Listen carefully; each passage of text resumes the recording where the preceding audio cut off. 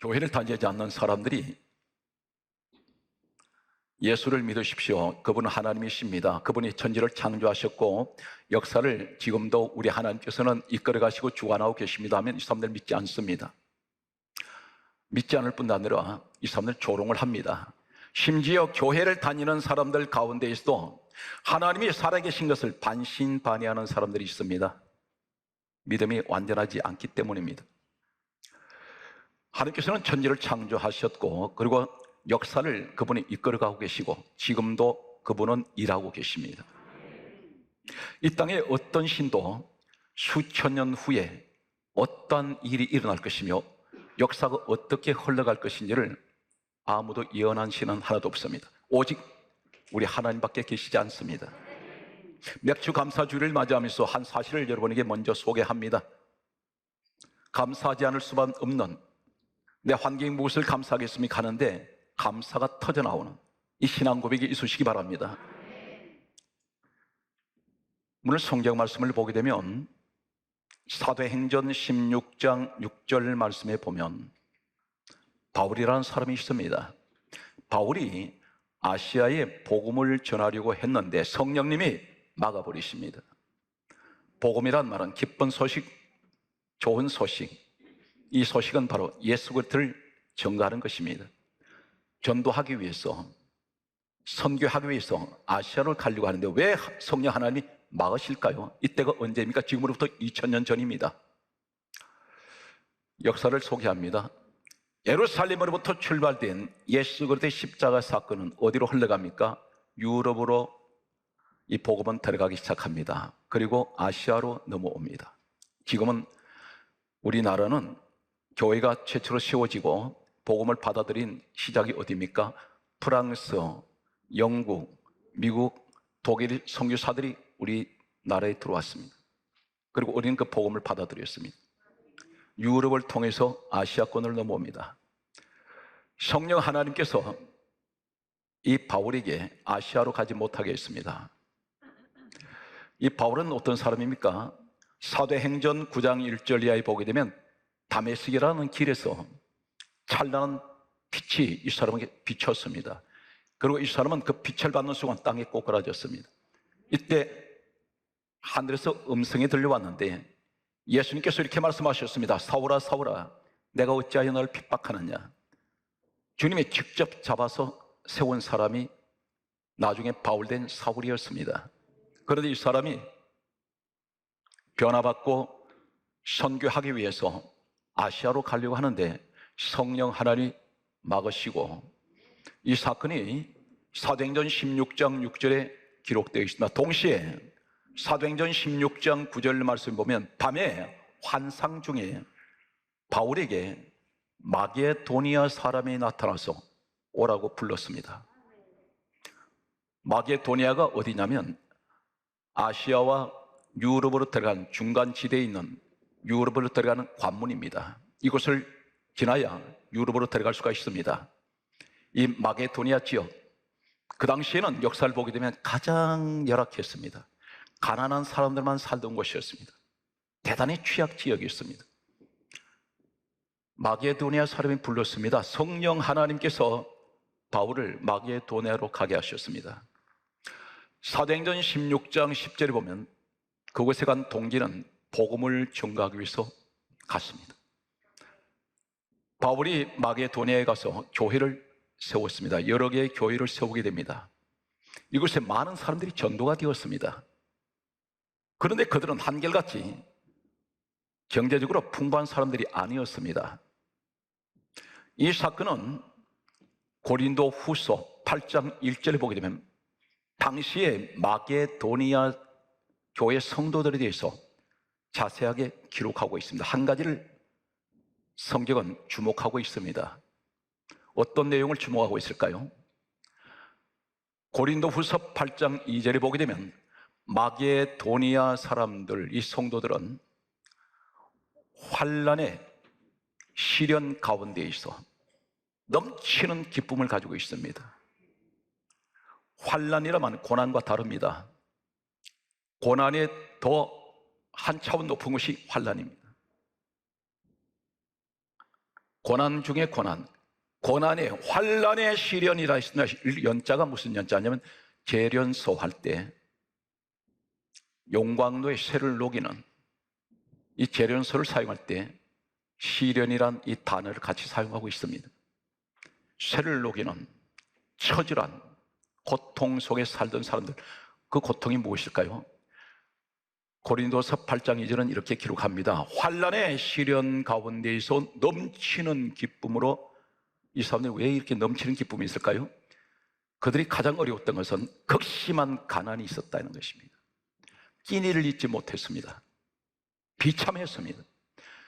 일반적인 가난이 아니라 극심한 가난입니다. 극심한 가난인데 어떻게 해서 이 사람들이 넘치는 기쁨을 가지고 있을까요?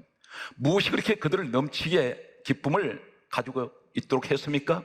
성경 말씀은 계속해서 이렇게 말씀합니다. 고린도후서 8장 2절은 이렇게 말씀합니다.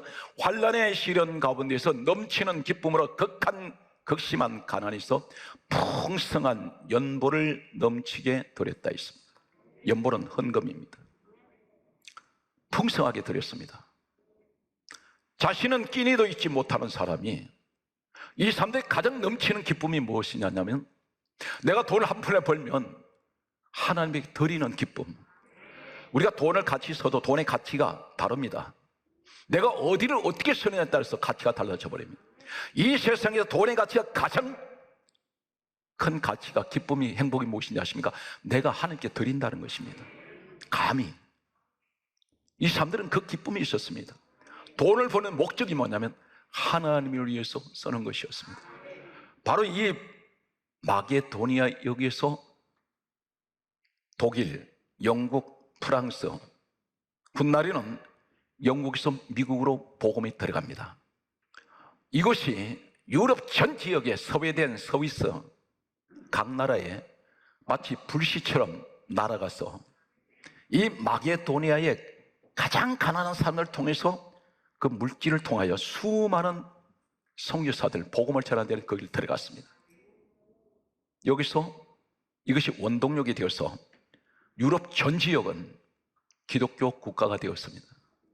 지금은 유럽 어느 곳에 가도 전부가 기독교 문화권을 가지고 있습니다. 그들이 가지고 있는 헌법까지도, 법도 전부 성경에서 나왔습니다.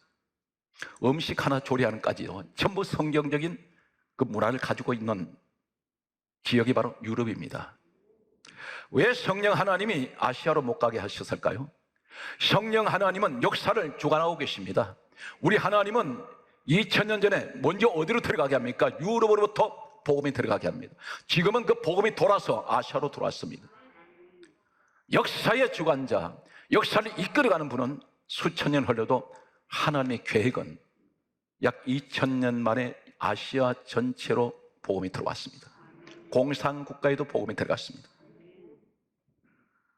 이해가 되십니까? 내 인생 역사도 우리 하나님이 지금도 나를 이끌어가고 계시고 주관하고 계신다는 것입니다. 오늘 여기에서 이 사람들이 풍성한 연부를 극심한 가난 속에서도 드렸는데, 이거 드릴 때 억지로 드렸을까요? 성경 말씀은 고린도후서 8장 3절은 이렇게 말씀하고 있습니다. 힘대로 드릴 뿐 아니라 힘에 지나도록 자원하여 드렸다 했습니다. 자원이 무엇입니까? 내 스스로가 드렸다는 것입니다. 누가 강요한 것이 아닙니다. 사랑하는 성도 여러분, 헌금이라는 것은 누가 강요하면 안 됩니다. 내가 자원해야 됩니다. 그런데 이 마게도니아 사람들은 힘에 지나도록 자원했다는 것입니다.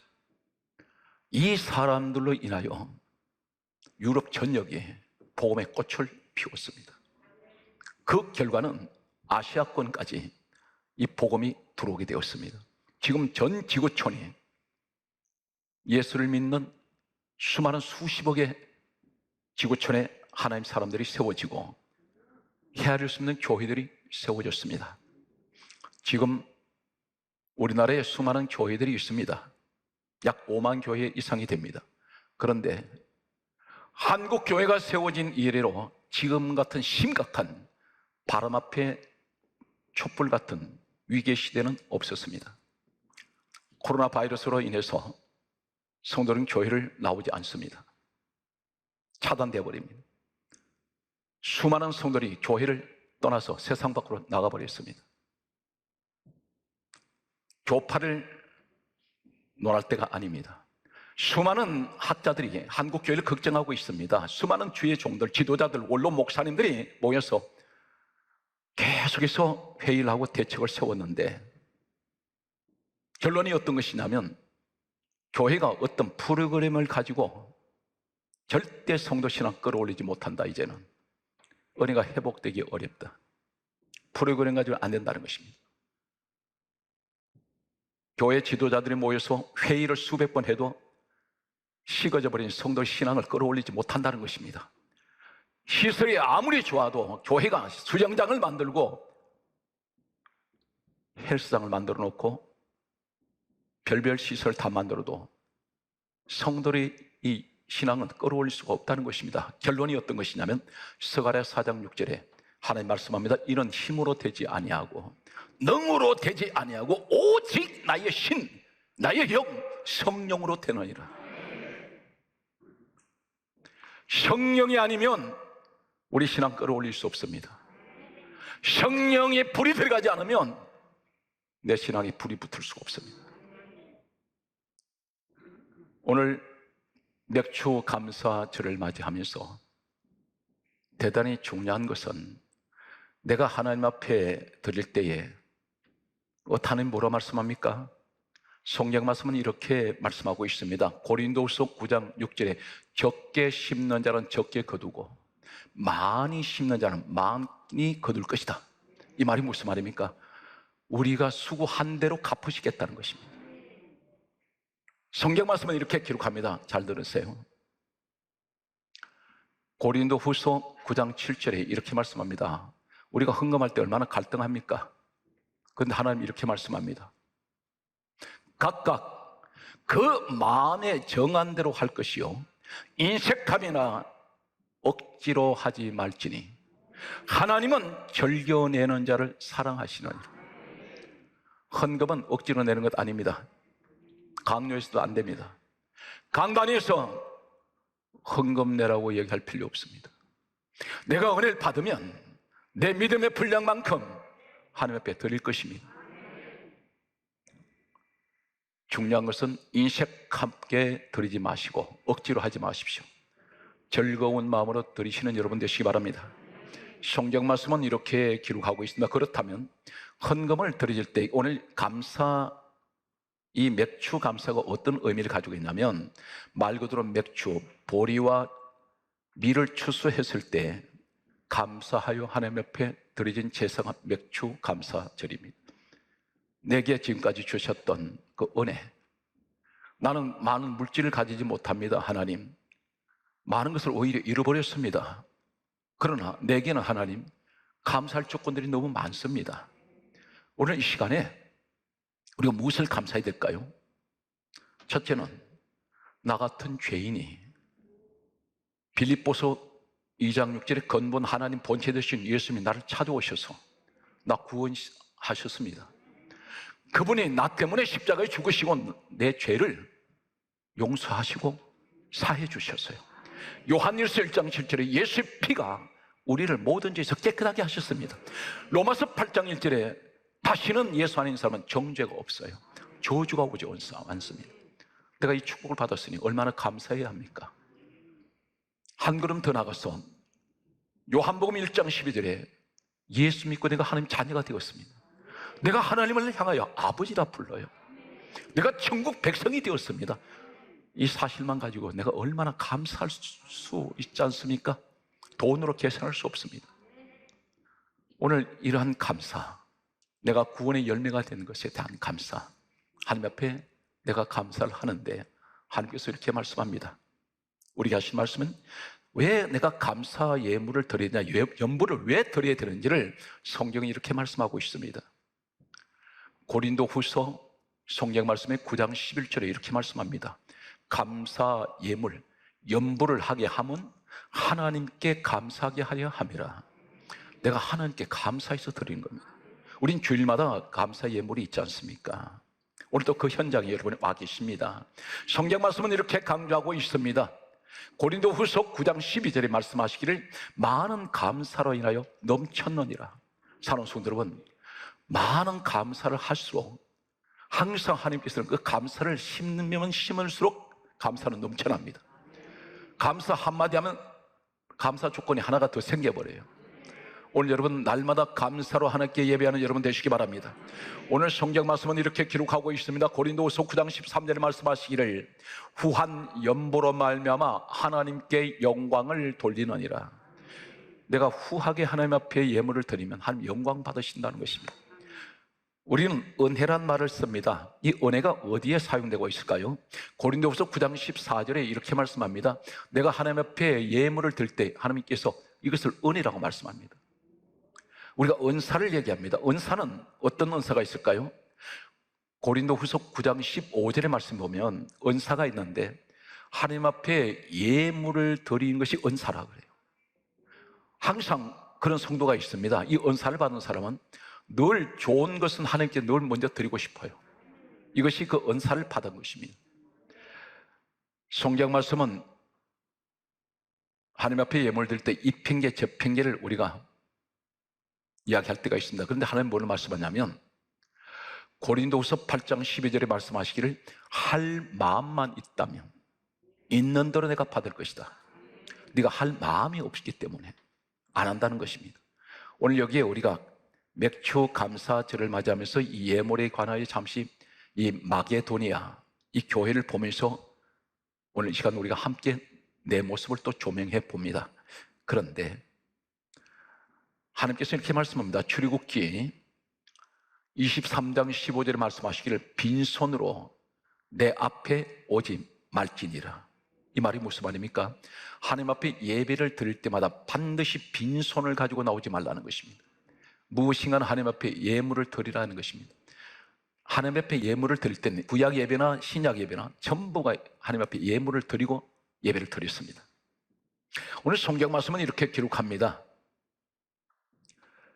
마태복음 15장 36절에 보면 떡 7개와 생선 2마리를 가지고 우리 주님이 축사를 하셨다고 기록되어 있습니다.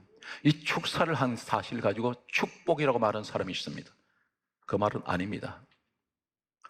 분명히 마태복음 15장 36절에 떡 7개와 생선 2마리를 가지고 축사하시고 그 자리에 누가 있었냐면 마태복음 15장 38절에 보게 되면 여자와 어린아이 외에 4,000명이 먹고 남았습니다.